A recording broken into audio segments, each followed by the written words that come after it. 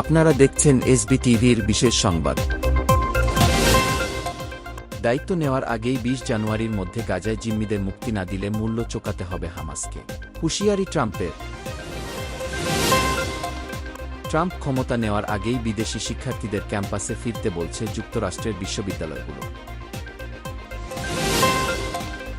দক্ষিণ কোরিয়ায় সামরিক আইন জারি নিয়ে উত্তেজনা, পার্লামেন্ট ঘিরে প্রতিবাদকারীরা, সংসদে প্রত্যাহারের পক্ষে ভোট। সিরিয়া কি খণ্ড বিখণ্ড হতে যাচ্ছে? সিরিয়ায় বিদ্রোহীদের দখলে আরও ৪ শহর। বিশ্বের বৃহত্তম ব্যাংক জালিয়াতি, ভিয়েতনামের ব্যবসায়ীর মৃত্যুদণ্ড বহাল।